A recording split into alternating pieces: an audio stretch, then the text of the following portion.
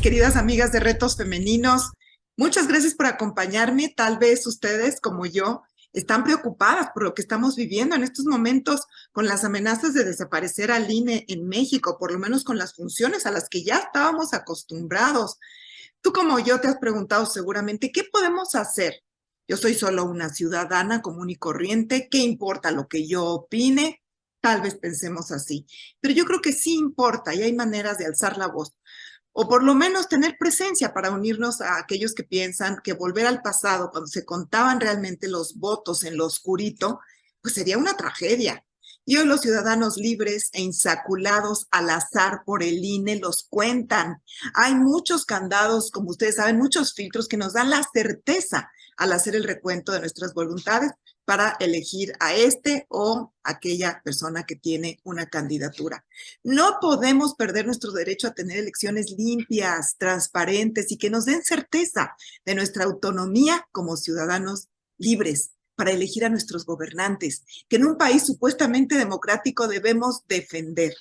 Se está debatiendo justamente, queridas amigas, el futuro político electoral de nuestro país. Mucha gente está muy consciente, sale a las calles, se suma a las marchas, a las manifestaciones digitales o presenciales, opina en medios, etcétera, para que lo ganado durante años de esfuerzos conjuntos no se vaya a la basura. Otros tal vez no han dimensionado el problema que se avecina de perder nuestros derechos electorales.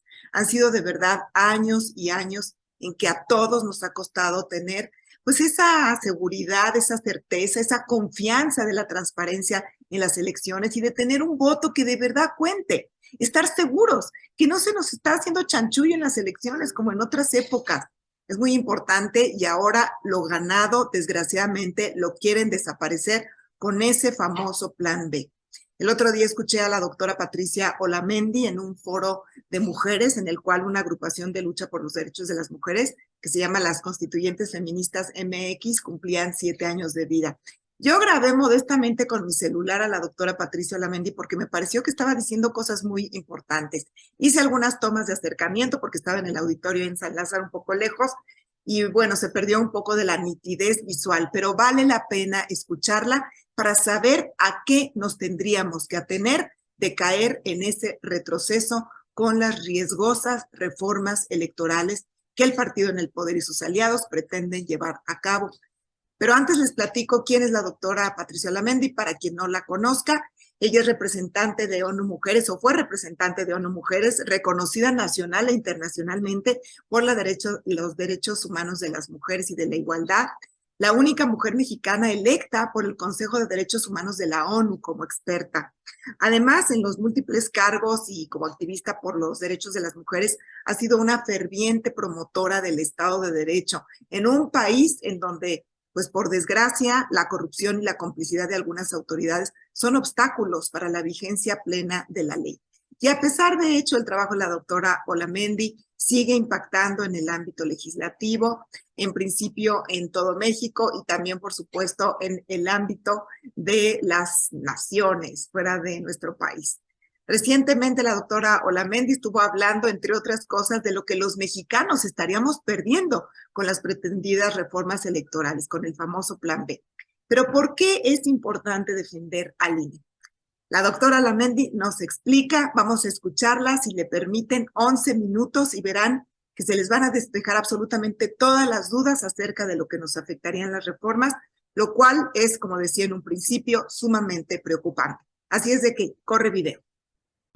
Ahora vas tú y ahora voy yo y mañana va fulano, porque esta última etapa del país ha estado extremadamente compleja, difícil, violenta,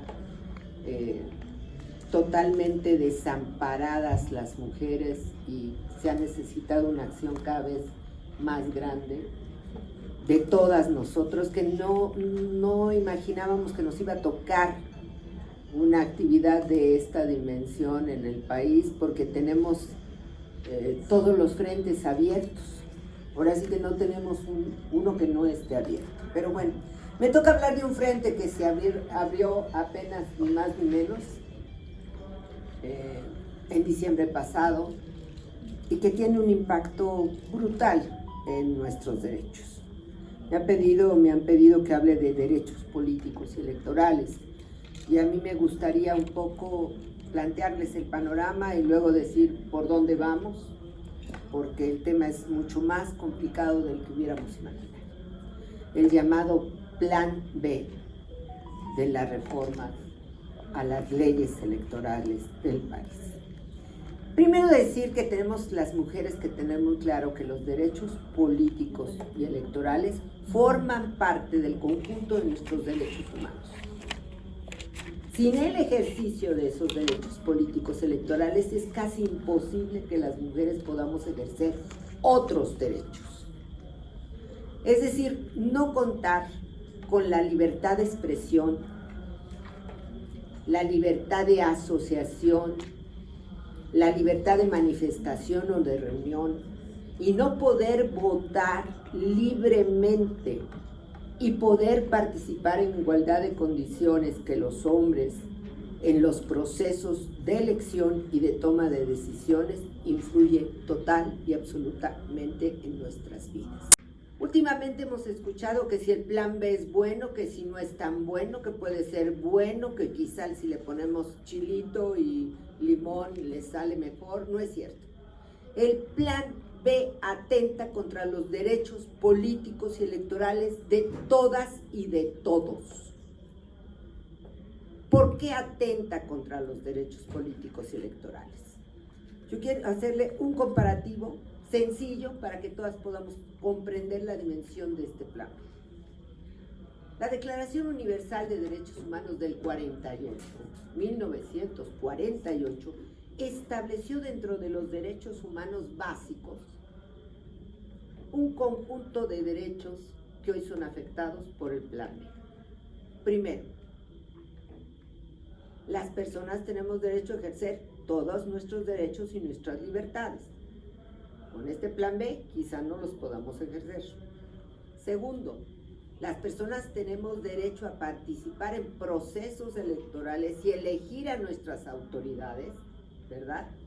Y dice la Declaración Universal, en procesos justos, con transparencia, donde las elecciones sean válidas. ¿Y qué significa que las elecciones sean válidas? Que exista certeza, seguridad de que un voto es una persona. En 3 de las leyes, de las 6 que mandaron, es atentar contra la certeza, la transparencia y la posibilidad de que un voto sea una persona. Y regresarnos a hace 30 años, donde desde el gobierno se operaban las elecciones. El padrón electoral será operado por el gobierno. ¿Quién me garantiza a mí que no me borren? Y a todas nosotros que somos enemigas del gobierno, porque eso somos las feministas, pues nos van a borrar, ¿verdad? Pero no solamente eso, el control, la certeza de que la gente por la que votamos sea la que salga, no la vamos a tener. ¿Por qué? Fíjense nada más el impacto de la reforma, porque la gente a veces no dimensionamos lo que está pasando en nuestro país. Desaparecen las juntas distritales. ¿Y en dónde se califican las elecciones? En los distritos. No convocas al cómputo, no entregas las actas y no tienes la siguiente semana la sesión para revisar si hubiera un problema con el cómputo o las actas o los votos. Si desaparecen, ¿quién los va a contar?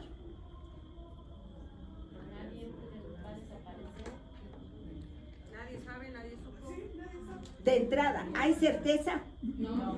¿Pueden ser válidas? No. ¿Nos garantizan que un voto una persona? No, porque nosotros van a cambiar hasta las actas. Van a cambiar hasta la urnita. Todo lo van a hacer a modo. Es decir, el gobierno va a tener el control total y absoluto de los procesos electorales, de quiénes estarán en las casillas, quién contará los votos, quién los trasladará. El enemigo de siempre. Finalmente no sabremos qué es eso. Participación en la toma de decisiones. Afecta a nuestros derechos políticos estas reformas porque también nos limita la participación. ¿Por qué? Porque teníamos un mecanismo muy importante que es el INE, que lo tenemos y tenemos que seguir defendiendo al INE, no a las personas, no nos hagamos bolas, porque salen palabras diciendo fulano se portó mal y le sacó la lengua al presidente y por eso entonces el presidente está enojado y eso motivó. No. Aquí defendemos una institución, y una institución que tiene que regirse con reglas claras de transparencia, porque son personas que nombramos para que sean los responsables. Y ese es un derecho, nombrar una persona que me represente. Ya nos amenazaron que los 4 consejeros, pues no va a ser así, ¿verdad? Porque va a ser lo que diga el presidente. Este es un problema. Vamos a tener un consejo total y absolutamente compuesto, dividido, con una problemática interna. ¿Por qué defendemos al INE? Defendemos al INE porque nos garantiza certeza y transparencia, fundamentales para la democracia. ¿Por qué defendemos al INE? Porque ha venido construyendo lo que nosotros llamamos medidas necesarias, urgentes, temporales, de acción afirmativa, para asegurar que la igualdad en la contienda electoral entre mujeres y hombres se garantice. Y parte de esa garantía son los lineamientos que ha venido emitiendo para las candidaturas. Ya no tendrá esa facultad del INE porque no va a tener ninguna facultad. Segundo, dicen las reglas de Naciones Unidas y los derechos humanos de las mujeres que 2 son nuestros graves impedimentos para participar activamente en la toma de decisiones: pobreza y violencia. ¿Qué hizo el INE en la pasada contienda electoral? Y tenemos que agradecerlo, porque las constituyentes y un grupo de organizaciones llevamos la propuesta de la 3 de 3 al INE y le dijimos: INE, no permitas más violadores, deudores en las boletas. Y el INE sacó los lineamientos por los cuales todos tenían que entregar una carta y los partidos. ¿A cuántos bajamos? Aquí está Arusi. ¿A cuántos bajamos, Arusi? De todos los partidos políticos que demostramos que eran agresores, deudores, feminicidas, etcétera, etcétera.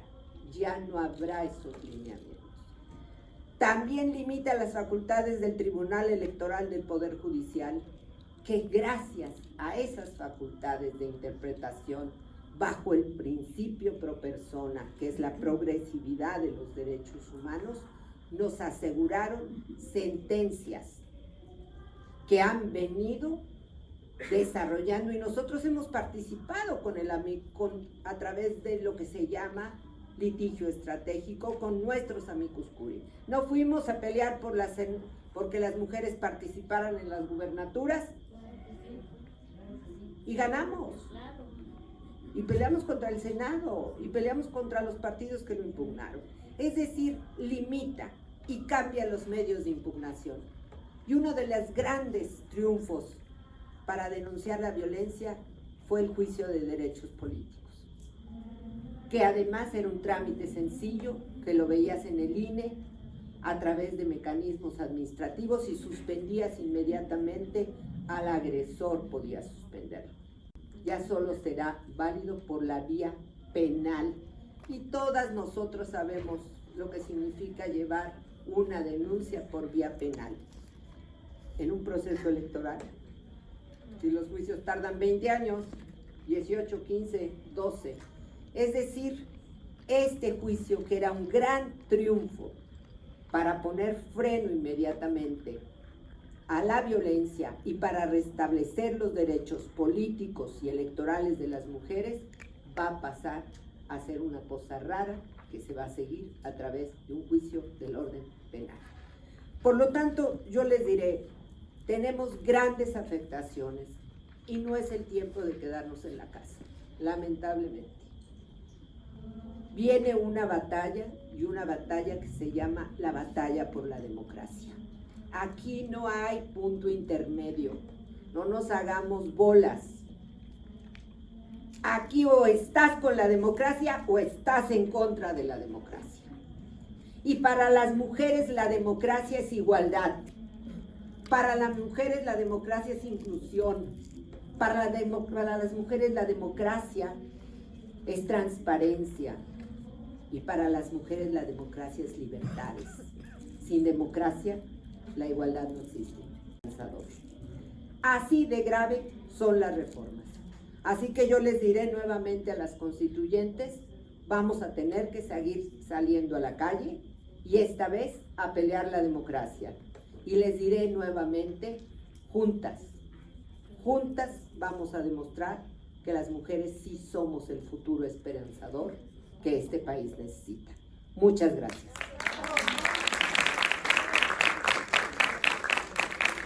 Pues hemos escuchado a la doctora Patricia Olamendi, una de las grandes abogadas de nuestro país, ha sido diputada, defensora por los derechos humanos de las mujeres, representante de la ONU para México y América Latina, etcétera. Y también una de las que redactó, una de las personas, la promotora, la iniciadora, la que tuvo la iniciativa de iniciar esta ley de una vida libre de violencia para las mujeres, que ya es del año 2006 y que le permitió a los estados mexicanos, a las diferentes entidades de nuestra República Mexicana, tener una ley homologada en contra de la violencia hacia las mujeres. Pues gracias, queridas amigas de Retos Femeninos de Mamá Sola, por su atención y compañía. Vayamos a la marcha del 26 de febrero, ahí lleguen tempranito, 8 o 9 de la mañana, porque pues hay que alzar nuestra voz. Hay muchas personas que no saben cómo hacerlo. Yo misma, pues les estoy platicando de eso, pero no sé bien a bien cómo hacerlo. Por eso voy a asistir, así como muchas personas lo van a hacer. Y sobre todo, si pueden llevar a los jóvenes mejor, entusiásmenlos sobre nuestra democracia, sobre la defensa del INE. A lo mejor ellos no vivieron esas épocas en que se hicieran chanchullos porque no se contaban bien los votos. Ahora tenemos una democracia que hay que defender y hay que conminarlos, entusiasmarlos con nuestros valores democráticos, nuestros valores electorales, para que vayan a votar en estas elecciones, si viven en el Estado de México o en Coahuila, en el año 2023 y para las grandes elecciones en el 2024. Gracias por su atención. Yo soy Julieta Lujambio y hasta la próxima.